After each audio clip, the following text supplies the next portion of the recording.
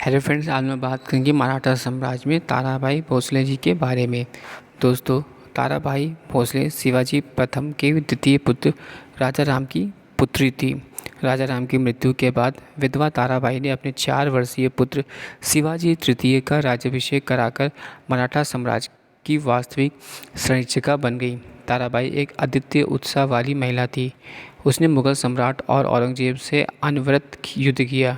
ताराबाई की प्रेरणा और नीति कुशलता से ही मराठों ने फिर से अपनी शक्ति संचालित कर ली थी। शंभूजी के पुत्र साहू के उत्तराधिकारी मांगने पर ताराबाई का एक विकट उलझन में फंस गई थी, क्योंकि वह अपने पुत्र शिवाजी तृतीय को ही राजा के रूप में देखना पसंद करती थी।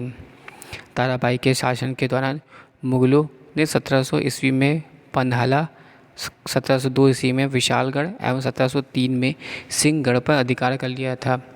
मराठा कुल की वीरांगना ताराबाई विषम परिस्थितियों में किंचित मात्र भी विचलित हुए बिना मराठा सेना में जोश का संचार करते हुए मुगल सेना से जीवन के अंतिम समय तक संघर्ष करती रही। उसके नेतृत्व में मराठा सैनिकों ने 1703 ईस्वी में बरार और 1704 ईस्वी में सतारा एवं 1706 ईस्वी में गुजरात पर आक्रमण किया। इसमें उसे अभूतपूर्व सफलता और धन तथा सम्मान प्राप्त हुआ। इसके अतिरिक्त इन सैनिकों ने बहारनपुर, सूरत, भंडोज आदि नगरों को भी लूटा।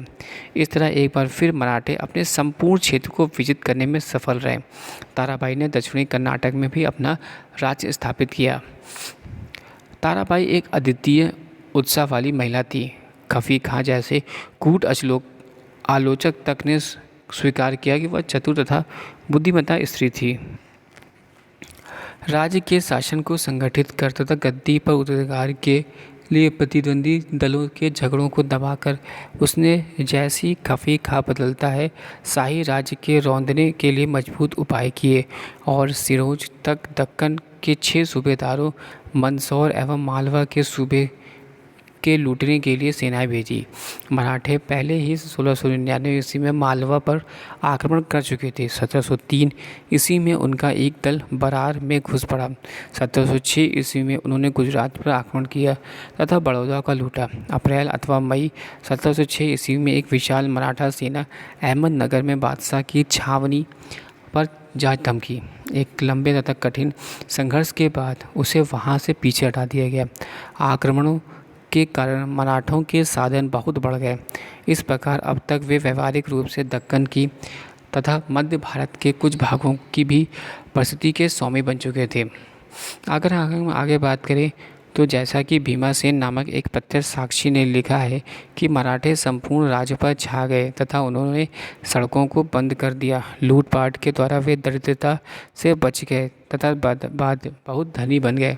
उनकी सैनिक कार्यप्रणाली में भी परिवर्तन हुआ, जिसका तत्कालिक परिणाम उनके लिए अच्छा हुआ। जैसे कि मंचुई ने 1704 ईस्वी में लिखा था, ये मराठा नेता तथा इनकी फौजें इन दिनों बड़े विश्वास के साथ चलती हैं, क्योंकि उन्होंने मुगल सेनापतियों को दरबार भयभीत कर दिया। आगे बात करते हैं तो 1679 ईस्वी में रायगढ़ के पतन के बाद शाहू, उसकी मां यूशुबाई एवं अन्य महत्वपूर्ण मराठा लोग को कैद कर औरंगजेब के शिविर में नज़रबंद कर दिया गया। 1707 ईस्वी में औरंगजेब की मृत्यु के बाद बहादुर शाह के समय आजम द्वारा कैद से मुक्त किए जाने पर शाहू अपने कुछ साथियों के साथ वापस महाराष्ट्र आ गया। यहाँ से परसौजी भोसले, भावी पेशवा बालाजी विश्वनाथ और नेमेजी सिंधिया ने उसका साथ दिया। शाहू ने सतारा पर घेरा डाला और वहाँ के तत्कालीन शासिका राजा राम की विधवा ताराबाई के विरुद्ध युद्ध की घोषणा की।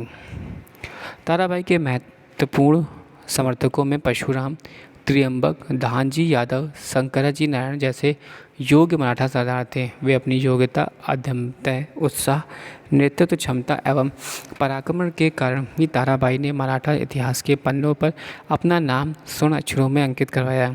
1700 से 1707 ईस्वी तक संकट काल में ताराबाई ने मराठा राज्य की एक सूत्रता और अखंडता बनाए रखकर उसकी अमूल्य सेवा की। 1679 से 1707 ईस्वी तक प्रायः 20 वर्षों तक मराठों का यह संघर्ष, यह स्वतंत्रता संग्राम तब तक चलता रहा। बाद में उसके पुत्र शिवाजी तृतीय को राजा शाहू ने गोद लेकर उत्तराधिकारी घोषित कर दिया। Thanks for sharing.